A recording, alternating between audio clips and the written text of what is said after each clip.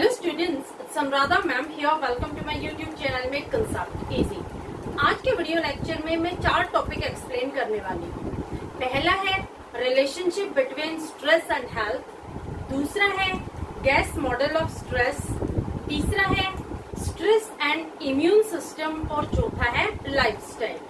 तो आज का वीडियो लेक्चर बहुत इम्पोर्टेंट है क्योंकि काफी की पॉइंट्स मैं आपको डिटेल में एक्सप्लेन करने वाली हूँ, इसलिए पूरा वीडियो लेक्चर स्टार्टिंग से एंड तक फुल कंसंट्रेशन के साथ देखना ताकि आपको ये सारे कंसेप्ट्स क्लियर हो जाए। तो सबसे पहले मैं आपको बताती हूँ स्ट्रेस और हेल्थ में क्या रिलेशनशिप होती है।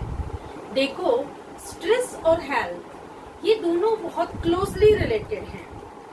जब पर्सन स्ट्रेस के सिचुएशन में होता है तो यूजुअली उसकी फिजियोलॉजिकल और साइकोलॉजिकल हेल्थ इम्पेयर हो जाती है।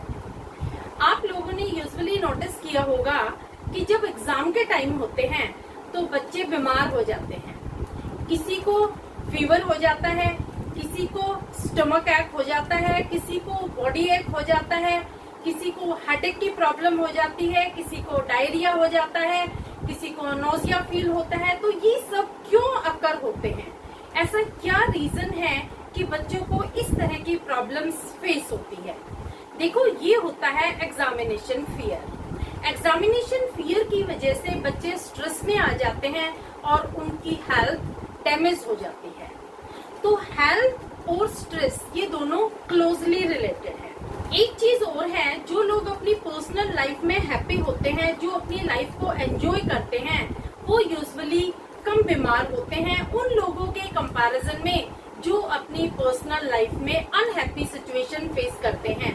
वो लाइफ को एज अ स्ट्रेस फेस करते हैं, हर सिचुएशन को वो इजीली डील नहीं कर पाते, इफेक्टिवली हैंडल नहीं कर पाते, तो उनको स्ट्रेस ज्यादा अकर होता है और उनकी हेल्थ इम्पेयर हो जाती है। तो समझ आया आपको स्ट्रेस और हेल्थ कैसे रिलेटेड है? स्ट्रेस और हेल्थ ये दोनों डायरेक्टली रिलेटेड है।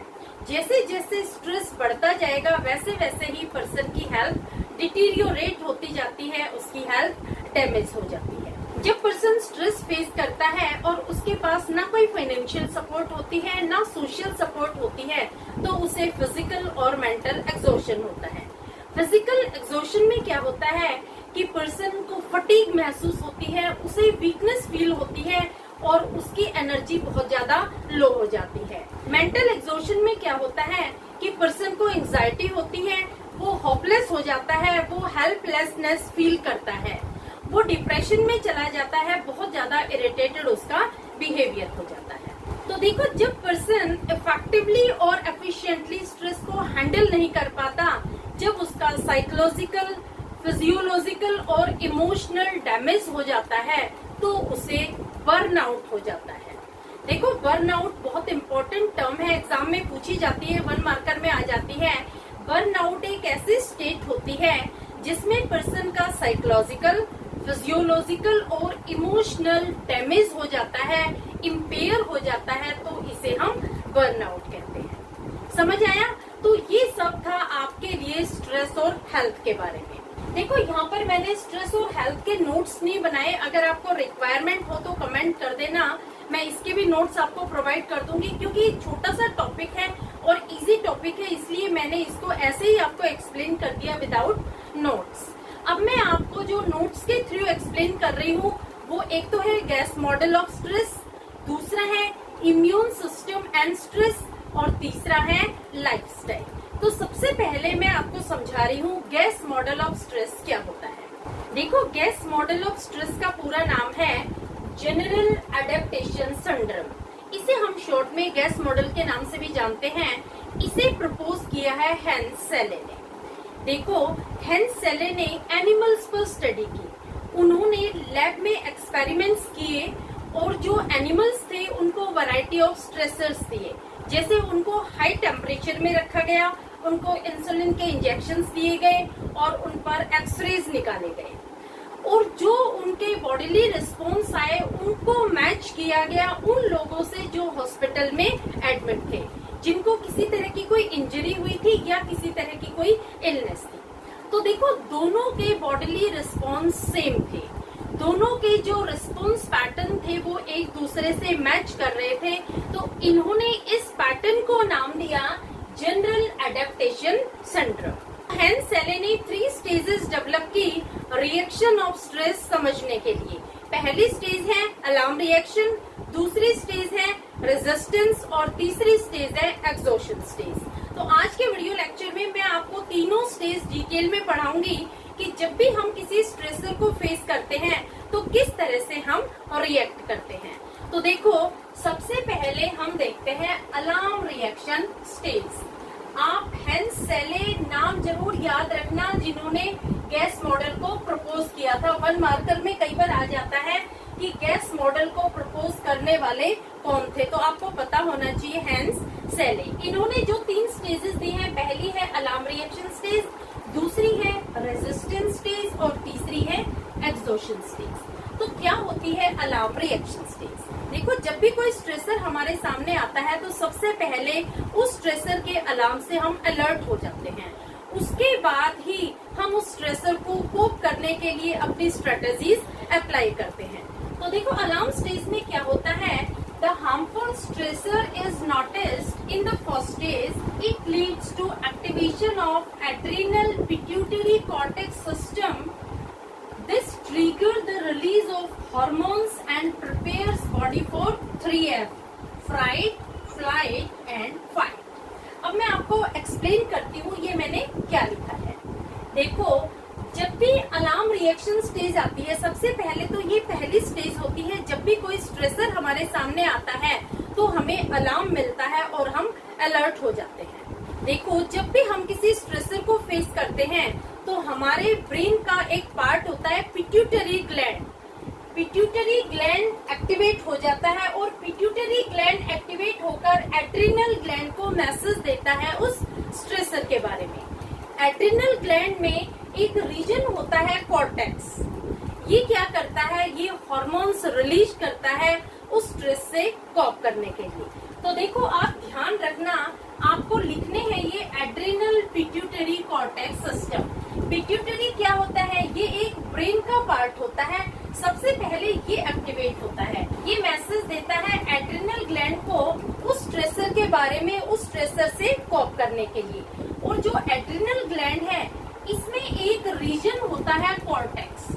कॉर्टेक्स रीजन क्या करता है कि वो हार्मोन्स रिलीज करता है उस स्ट्रेस से कॉप करने के लिए। तो वो कौन से हार्मोन्स हैं जो बॉडी को कॉप करने के लिए रेडी करते हैं, बॉडी को स्ट्रेसर से फाइट करने के लिए तैयार करते हैं? वो है कॉर्टिसोल, एपिनेफ्रिन एंड नोरेपिनेफ्रिन। ये सब मैं आपको लास्ट वीडियो लेक्चर में भी डिटेल में बता चुकी हूँ। आपको ध्यान क्या रखना है कि एड्रिनल पिट्यूटरी कॉर्टेक्स सिस्टम यहाँ पर एक्टिवेट हो जाता है फर्स्ट स्टेज में, जब भी हम किसी स्ट्रेसर का सामना करते हैं। तो जो कॉर्टेक्स रीजन है, ये सर्टेन हार्मोन्स रिलीज करता है और बॉडी को प्रिपेयर करता है 3F के लिए। 3F क्या हो गए? पहला F है फ्राइट, दूसरा है फ्लाइट और तीसरा है फ्राइट। देखो, जब भी आप किसी स्ट्रेसर का सामना करते हो तो आप उसे देखते ही डर जाओगे, तो ये आपका पहला F हो गया। जैसे ही आप डर जाते हो तो आपके पास 2 ऑप्शन बचते हैं। पहला क्या है, आप डरने के बाद फ्लाइट कर जाओगे, यानी आप उस स्ट्रेसर को छोड़कर भाग जाओगे।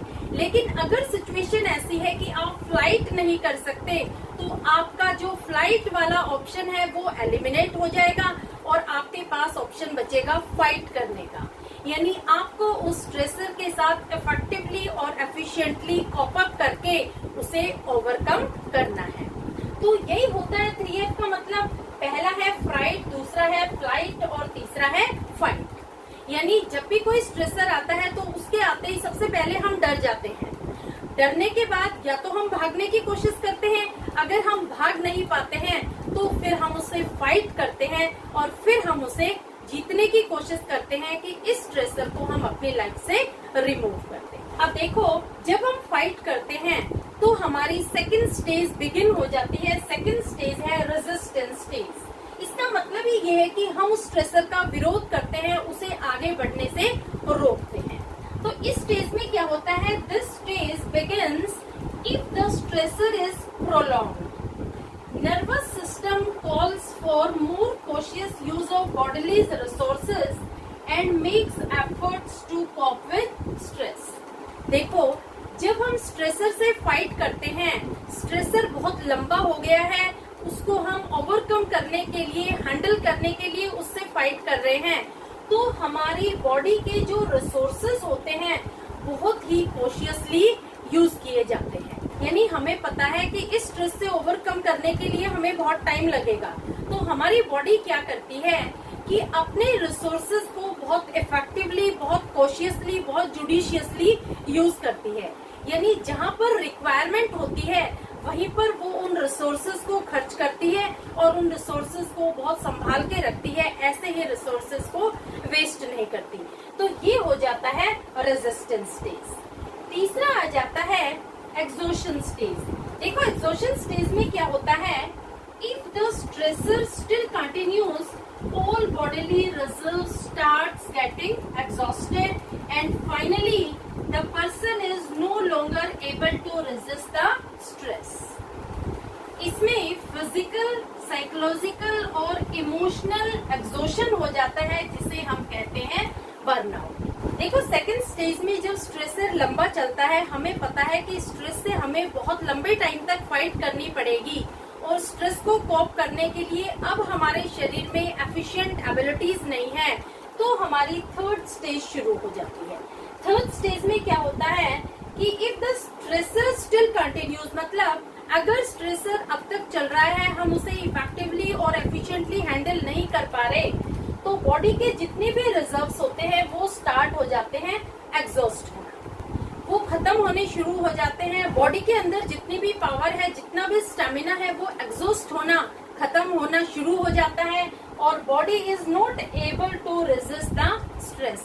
अब बॉडी में वो एबिलिटी नहीं है कि वो स्ट्रेस को कॉप अप कर सके, उसे वो ओवरकम कर सके, और ये ऐसी स्टेट आ जाती है जिसमें हमारा साइकोलॉजिकल, फिजियोलॉजिकल और इमोशनल एक्सॉशन हो जाता है, जिसे हम बर्नआउट कहते हैं। तो समझ में आया, एक्सॉशन स्टेज में क्या होता है कि हमारा बर्नआउट हो जाता है, यानी हम स्ट्रेस को ओवरकम नहीं कर पाते। हमारे शरीर में जितनी भी स्टैमिना, जितनी भी ताकत और पावर होती है, वो सब खत्म हो जाती है, क्योंकि देखो हर चीज की एक लिमिट होती है। अगर ओवर लिमिट हो जाता है, अगर स्ट्रेसर ज्यादा पावरफुल है और हमारी बॉडी में वो स्टैमिना नहीं है कि हम उसे इफेक्टिवली हैंडल कर सके, तो स्ट्रेसर वन कर जाएगा और हम लूज कर जाएंगे। तो इसे हम बोलते हैं एक्सॉशन स्टेज। और एक टर्म बहुत इंपॉर्टेंट है बर्नआउट, एग्जाम में इससे रिलेटेड क्वेश्चन भी आता है, तो ध्यान रखना, बर्नआउट यही होता है कि जब हम इमोशनली, फिजियोलॉजिकली और साइकोलॉजिकली डैमेज हो जाते हैं, इम्पेयरमेंट हो जाता है, एक्सॉशन हो जाता है, तो उस स्टेज को हम कहते हैं बर्नआउट। क्लियर? देखो, इन तीनों स्टेजेस को बहुत अच्छे से समझने के लिए मैं आपको एक एग्जांपल देती हूँ, जो बहुत अच्छा एग्जांपल है और जिससे आप बहुत इजीली समझ जाएंगे। देखो, जैसे आपकी क्लास में साइकोलॉजी की टीचर आती है और आते ही अनाउंसमेंट करती है कि कल आपके फर्स्ट 2 चैप्टर का टेस्ट है। जैसे ही आपने सुना कि फर्स्ट 2 चैप्टर का टेस्ट है, तो आप एकदम अलर्ट हो जाते हैं, यानी आपको अलार्म मिल गया, तो आपकी फर्स्ट स्टेज एग्जिस्ट हो जाती है अलार्म रिएक्शन स्टेज। इसमें क्या होता है कि आपके ब्रेन का एक पार्ट है हाइपोथैलेमस, वो एक्टिवेट हो जाता है और एड्रिनल को मैसेज देता है उस स्ट्रेसर के बारे में, यानी आपका कल टेस्ट है, आपको उसके लिए प्रिपेयर करना है। तो जैसे ही आप इस स्ट्रेसर के बारे में सुनते हैं, तो आपकी बॉडी में हार्मोन्स रिलीज होने शुरू हो जाते हैं और आप अपनी बॉडी को प्रिपेयर करते हैं 3F के लिए, फ्लाइट, फ्राइट और फाइट के लिए। इसमें क्या होता है, देखो, सबसे पहले तो फ्राइट आता है। जैसे ही आपने टेस्ट के बारे में सुना, आप सुनते ही डर गए, तो आप सेकंड ऑप्शन यानी उस स्ट्रेसर से कोप करने के लिए आप अपनी मैम को कन्विंस करते हैं, आप फ्लाइट करने की कोशिश करते हैं, यानी आप कोशिश करते हैं मैम को कन्विंस करने की कि मैम आप एक चैप्टर का टेस्ट ले लो, या टेस्ट आप कुछ दिनों बाद ले लेना, अभी हमारी तैयारी नहीं है। लेकिन आपकी मैम बहुत स्ट्रिक्ट है, वो कहती है कि नहीं, अगर आप टेस्ट नहीं देते हो तो नेक्स्ट डे आप अपने पेरेंट्स के साथ आएंगे। तो यहाँ पर क्या हुआ, आपका फ्लाइट का ऑप्शन तो डिलीट हो गया, अब आपके पास ऑप्शन बचा है फाइट का, यानी यहाँ पर आप उस स्ट्रेस से कॉप अप करने के लिए अपने आप को तैयार करेंगे। यानी आप अच्छे से स्टडी करेंगे ताकि आपको अच्छे मार्क्स मिले। तो ये फर्स्ट स्टेज खत्म हो गई। अब आपकी सेकंड स्टेज शुरू होती है रेजिस्टेंस स्टेज। इस स्टेज में क्या करते हैं कि जो आपको टेस्ट देना है उसके लिए आप अपने आप को प्रिपेयर करना शुरू करते हैं। आपको पता है कि कल एग्जाम है तो आप रात भर बैठकर पढ़ाई करना शुरू करते हैं। फुल मैनेजमेंट के साथ, एकदम मैनेज सिलेबस के साथ आप पढ़ाई शुरू कर देते हैं, फुल कंसंट्रेशन के साथ। लेकिन आपको पता है कि सिलेबस बहुत ज्यादा है और आपको सिर्फ एक रात का टाइम मिला है वो दोनों चैप्टर्स तैयार करने के लिए। तो आप इफेक्टिवली और एफिशिएंटली कोशिश करते हैं उसे हैंडल करने की, उसे कॉप करने की, लेकिन बहुत मेहनत करने के बाद भी, सारी रात जागने के बाद भी आप एक चैप्टर बहुत अच्छे से कर पाते हैं और दूसरा चैप्टर आपका रह जाता है। यानी यहाँ पर सेकंड स्टेज खत्म हो जाती है। अभी भी जो आपका स्ट्रेस है वो कंटिन्यू है, तो आपकी थर्ड स्टेज शुरू हो जाती है एग्जॉशन स्टेज। अब आप बिल्कुल थक चुके हैं, फुली टायर्ड है, आपको फटीग महसूस हो रही है और आगे जो सेकंड चैप्टर है उस पर आप कंसंट्रेट नहीं कर पा रहे। आपकी बॉडी में अब इतना स्टेमिना नहीं बचा कि आप सेकंड चैप्टर को भी अच्छे से तैयार कर पाए। तो यहाँ पर क्या हुआ, यहाँ पर आप सरेंडर कर देते हैं, आप गिव अप कर देते हैं, सेकंड चैप्टर को आप नहीं पढ़ पाते क्योंकि यहाँ एग्जॉशन स्टेज बिगिन हो जाती है। यहाँ आपके जो रिसोर्सेज थे, आपके जो माइंड की एबिलिटीज थी, जो आपकी कैपेबिलिटीज थी, जो आपका स्टेमिना था, वो सारा इम्पेयर हो चुका है और आगे आप कंटिन्यू नहीं कर पाते, इसलिए आपको बर्नआउट हो जाता है, एग्जॉशन स्टेज हो जाती है। यानी अब आपकी बॉडी में वो स्टेमिना नहीं है, वो एनर्जी नहीं है कि सेकंड चैप्टर भी आप पढ़ सके। तो यहाँ पर आप क्या करते हैं, गिव अप कर देते हैं। और जब आप गिव अप करते हैं, जब आप सरेंडर करते हैं, तो ये होती है एग्जॉशन स्टेज। तो समझ में आया किस तरह से तीनों स्टेज आप एक्सप्लेन करेंगे। तो ये था आपका गैस मॉडल ऑफ स्ट्रेस जो दिया है हेंस सेलियर। क्लियर? अब मैं आपको बताती हूँ स्ट्रेस एंड इम्यून सिस्टम। देखो, जब पर्सन स्ट्रेस फेस करता है लाइफ में तो उसका इम्यून सिस्टम भी वीक हो जाता है। जैसे जैसे स्ट्रेस बढ़ता जाता है पर्सन की इम्यूनिटी स्लो डाउन होती चली जाती है।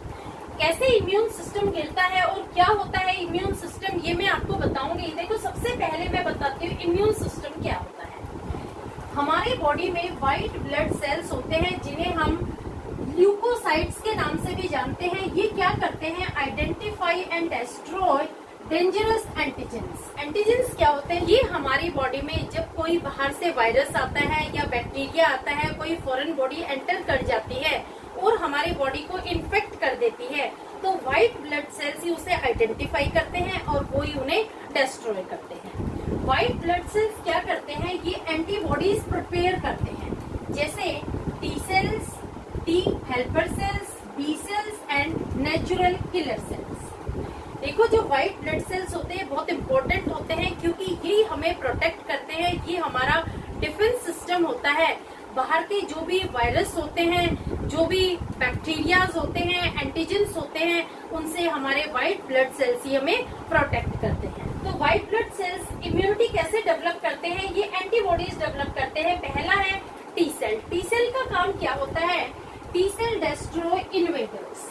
इन्वेडर्स का मतलब क्या हुआ, जो भी हम पर आक्रमण करता है, बाहर से जो भी माइक्रो ऑर्गेनिज्म हम पर इफेक्ट कर रहा है, उस इफेक्ट को ये डिस्ट्रॉय कर देते हैं। जब वो हमारी बॉडी में मल्टीप्लाई होना चाहता है तो उसे वो मल्टीप्लाई होने से पहले ही डिस्ट्रॉय कर देते हैं। तो ये होते हैं टी सेल्स।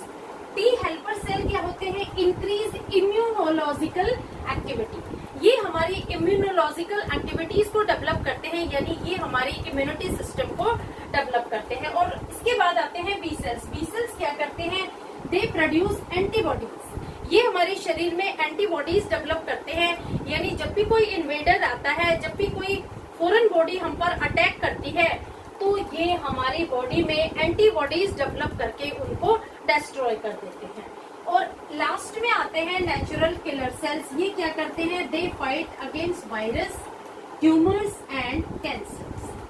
देखो, जो नेचुरल किलर सेल्स हैं ये बहुत इंपॉर्टेंट है क्योंकि ये डिफेंस मैकेनिज्म प्रोवाइड करता है हमारी बॉडी को प्रोटेक्ट करता है उन वायरसेस से, उन एंटीजन से जो हमारी बॉडी में मल्टीप्लाई होकर के हमें बहुत सीरियस और प्रॉब्लमेटिक सिचुएशन में पहुंचा देते हैं। ये फाइट करते हैं उन सेल्स के लिए जो कैंसर में डेवलप होते हैं, जो ट्यूमर्स में डेवलप होते हैं, जो वायरस में डेवलप होते हैं, उन सेल्स को ये फाइट करके डिस्ट्रॉय कर देते हैं। लेकिन जो स्ट्रेस होता है सबसे पहले अटैक करता है नेचुरल किलर सेल्स पर। वो नेचुरल किलर सेल्स को ही वीकन कर देता है और जब हमारा इम्यून सिस्टम वीक हो जाता है तो कोई भी डिजीज हमारी बॉडी को इजीली इन्फेक्ट कर देती है। जब पर्सन की एंटीबॉडीज वीक हो जाती है, जब पर्सन की इम्यूनिटी स्लो डाउन हो जाती है, तो बाहर का कोई भी वायरस, कोई भी फॉरेन बॉडी, कोई भी एंटीजन हमारी बॉडी में एंटर करके वो अपनी सेल्स में मल्टीप्लाई कर लेते हैं और पर्सन को वो फुली इन्फेक्ट कर देते हैं। देखो आज जो कोविड की सिचुएशन आ रही है ये भी तो इसी का रिजल्ट है। इसमें क्या होता है कि जो वायरस होता है ये हमारी बॉडी में एंटर कर जाता है और अगर हमारी बॉडी का इम्यून सिस्टम वीक है तो वो क्या करता है, वो बहुत जल्दी मल्टीप्लाई होता है और वो लंग्स को अफेक्ट करके पर्सन की ब्रीदिंग को हैम्पर कर देते हैं। तो स्ट्रेस सबसे पहले पर्सन की इम्यूनिटी को वीक करता है और पर्सन की इम्यूनिटी जब वीक हो जाती है तो एंटीजेंस पर्सन की बॉडी पर अटैक करते हैं, अपने सेल्स वो मल्टीप्लाई करते हैं और पर्सन को वो इन्फेक्टेड कर देते हैं। तो यही होता है इम्यून सिस्टम में कि जब पर्सन की इम्यूनिटी स्लो डाउन हो जाती है तो कोई भी डिजीज पर्सन को इजीली इन्फेक्ट कर देती है। तो ये इम्यूनिटी वीक क्यों होती है? ये होती है स्ट्रेस की वजह से। और स्ट्रेस क्यों होता है? देखो स्ट्रेस होता है नेगेटिव इमोशंस की वजह से डेवलप। नेगेटिव इमोशंस जितने पर्सन में ज्यादा होंगे उतनी ही जल्दी पर्सन में स्ट्रेस डेवलप होगा और जब पर्सन में स्ट्रेस डेवलप होगा तो पर्सन का ऑटोमेटिकली इम्यून सिस्टम भी वीक हो जाएगा। तो देखो stress is accompanied by negative emotions. Negative emotions क्या होते हैं? Anger, depression, aggression, mood swings, phobia. देखो नेगेटिव इमोशन की वजह से जब पर्सन स्ट्रेस्ड फील करता है तो उसे गुस्सा बहुत आता है, वो बहुत जल्दी डिप्रेशन में चला जाता है, वो एग्रेसिव हो जाता है, छोटी छोटी बातों पर वो हाइपर हो जाता है। इसके बाद उसके मूड स्विंग्स होते हैं, कभी वो बहुत ज्यादा खुश हो जाएगा, कभी बिना किसी रीजन के ही वो बहुत ज्यादा हॉस्टाइल हो जाएगा। इसके बाद उसे फोबिया हो जाता है, उसको किसी भी बात से बहुत जल्दी डर लगने लग जाता है। तो इस तरह से उसके मूड स्विंग होते रहते हैं और पर्सन एंजाइटी और डिप्रेशन में चला जाता है। अब देखो जो ये नेगेटिव इमोशन होते हैं ये क्या करते हैं, पर्सन के इम्यून सिस्टम को ही डैमेज कर देते हैं, which leads to mental and physical illness. जब इम्यून सिस्टम वीक होगा तो पर्सन दोनों तरह से वीक हो जाता है, फिजियोलॉजिकली भी और साइकोलॉजिकली भी। फिजियोलॉजिकली यानी पर्सन की जो फिजिकल हेल्थ है उसमें इलनेस इम्प्रूव हो जाएगी और साइकोलॉजिकली यानी वो मेंटली भी इल हो जाएगा। तो देखो मेंटल इलनेस में क्या आएगा, पर्सन को एंजाइटी होगी, इरिटेबिलिटी होगी, होपलेसनेस एंड हेल्पलेसनेस वो फील करेगा। जब पर्सन मेंटली स्टेबल नहीं होगा, जब उसके माइंड में किसी तरह की टेंशन चल रही होगी तो उसे एंजाइटी होगी, वो अपने आप को हेल्पलेस फील करेगा, उसको होपलेस महसूस होगा और वो पर्सन इजीली डिप्रेशन में चला जाएगा। इसके बाद आती है फिजिकल इलनेस। जब पर्सन को फिजिकल इलनेस होती है तो उसका हाई ब्लड प्रेशर हो जाता है, उसको कार्डियक प्रॉब्लम हो जाती है, वीकनेस और फटीग की उसको फीलिंग होती है। देखो जब पर्सन को फिजिकल स्ट्रेस होता है तो पर्सन बहुत वीक महसूस करता है, उसको बहुत ज्यादा फटीग महसूस होता है, उसका हाई बीपी हो जाता है, हाई शुगर हो जाती है, उसकी जो डाइजेस्टिव सिस्टम होता है वो बहुत ज्यादा वीक हो जाता है, स्लो डाउन हो जाता है और उसका हार्ट रेट भी बहुत हाई हो जाता है, उसको हार्ट अटैक के भी चांसेस हो जाते हैं। कई बार तो क्या होता है कि पैनिक अटैक को ही लोग हार्ट अटैक समझ लेते हैं। देखो आता तो पैनिक अटैक है लेकिन लोग उसे बाय मिस्टेक हार्ट अटैक समझ लेते हैं, ये होता है स्ट्रेस की वजह से। क्लियर? अब देखो, अब मैं आपको नेक्स्ट पॉइंट समझाती हूँ, लाइफस्टाइल। लाइफस्टाइल का मतलब क्या होता है? Overall pattern of decision and behaviour determine persons health and life quality. देखो हमारा pattern of decision and pattern of behaviour decide करता है कि हमारी हेल्थ कैसी है और हमारी लाइफ की क्वालिटी कैसी है। अगर हमारी लाइफस्टाइल खराब है तो पैथोजेंस इजीली हम पर अटैक कर सकते हैं। पैथोजेंस क्या होते हैं? Pathogens are agents causing physical illness. ये छोटे छोटे माइक्रो ऑर्गेनिजम्स होते हैं जो हमें इलनेस कॉज करते हैं। अगर हमारी लाइफस्टाइल सही नहीं है तो ये पैथोजेंस इजीली हमारे ऊपर अटैक कर सकते हैं और हमें स्ट्रेस कॉज कर देते हैं। अब देखो, जब पर्सन को स्ट्रेस कॉज होता है तो क्या होता है, stressed people have poor nutritional habits, sleeplessness and engage in smoking and alcohol abuse। देखो, जब पर्सन स्ट्रेस में होगा तो कभी भी वो न्यूट्रिशनल डाइट नहीं लेगा, वो हमेशा जंक फूड खाएगा या फिर वो स्वीट्स खाएगा। इसके बाद उसकी जो हैबिट होती है, जो बिहेवियर होता है, वो भी चेंज हो जाता है। वो इस तरह के सब्सटेंस यूज करता है जो हेल्थ के लिए हार्मफुल होते हैं। जैसे वो अल्कोहल का कंजम्पशन शुरू कर देगा, वो स्मोकिंग शुरू कर देगा और उसे नींद भी नहीं आएगी, उसको स्लीपलेसनेस की प्रॉब्लम हो जाएगी, वो हमेशा इरिटेटेड रहेगा। तो इस तरह की प्रॉब्लम अराइज हो जाती है उन लोगों के साथ जिनकी लाइफस्टाइल अच्छी नहीं होती है। जिनकी लाइफस्टाइल अच्छी होती है वो लोग रेगुलरली एक्सरसाइज करते हैं, न्यूट्रिशनल डाइट लेते हैं, बैलेंस डाइट लेते हैं, कभी भी वो ऐसे सब्सटेंस यूज नहीं करते जो हेल्थ के लिए हैजर्डस है, और उनके पास स्ट्रेस बिल्कुल भी नहीं आता क्योंकि उन्होंने अपनी लाइफस्टाइल ऐसी बना रखी है जिस पर जो पैथोजेंस है वो अटैक नहीं कर सकते। तो वो पर्सन हेल्दी माने जाते हैं, उनको हेल्दी कंसिडर किया जाता है। क्लियर? देखो, स्टडीज से ये पता लगा है कि जो लोग रेगुलर एक्सरसाइज करते हैं, एक बैलेंस डाइट लेते हैं, जिनके पास फैमिली की सपोर्ट है, अच्छी फाइनेंशियल सपोर्ट है, उन लोगों की गुड हेल्थ होती है और उन पर स्ट्रेस इजीली अटैक नहीं कर सकता। तो अगर हमारी लाइफस्टाइल सही है, अगर हम पॉजिटिव थिंकिंग रखते हैं और सही पैटर्न से हम जीते हैं, किसी तरह की ऐसी हैबिट डेवलप नहीं करते जो हेल्थ के लिए हार्मफुल है, तो हम हमेशा स्ट्रेस फ्री रहते हैं। क्लियर? तो होपफुली ये सारे टॉपिक भी आपको क्लियर हो गए होंगे। स्ट्रेस एंड इम्यून सिस्टम, किस तरह से स्ट्रेस हमारे इम्यून सिस्टम को डिटेरियोरेट कर देता है, डैमेज कर देता है, और कैसे लाइफस्टाइल और स्ट्रेस एक दूसरे से रिलेटेड है। अगर हमारा सही पैटर्न है लाइफस्टाइल का, अगर हम बैलेंस डाइट लेते हैं, रेगुलर एक्सरसाइज करते हैं, पॉजिटिव थिंकिंग रखते हैं, हमारे पास फैमिली और फाइनेंशियल सपोर्ट भी है, तो स्ट्रेस हम पर इजीली अटैक नहीं कर सकता। अगर कोई स्ट्रेसफुल सिचुएशन भी आ जाती है तो हम उसे इजीली कॉप कर लेते हैं, इफेक्टिवली और एफिशिएंटली हम हैंडल करके ओवरकम कर जाते हैं। आज के वीडियो लेक्चर के सारे पॉइंट्स होपफुली आपको क्लियर हो गए होंगे। आप इसका स्क्रीनशॉट ले लो। इसी तरह से आपको सारे पॉइंट्स लिखने हैं। अगर गैस मॉडल आता है तो आपको ये 3 स्टेजेस दिखानी है। अगर स्ट्रेस और इम्यून सिस्टम में रिलेशनशिप आती है तो आपको इस तरह से लिखना है, और लाइफस्टाइल के बारे में भी आपको यही पॉइंट्स लिखने हैं जो मैंने यहाँ पर एक्सप्लेन किए हैं।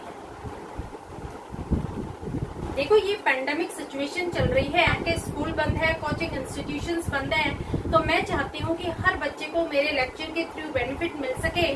तो मैं आपसे ये हेल्प चाहती हूँ कि आप मेरे वीडियो का लिंक अपने दोस्तों को शेयर कर दिया करो, ताकि हर बच्चे को मेरे वीडियो लेक्चर से बेनिफिट मिल सके और उनके कंसेप्ट क्लियर हो सके।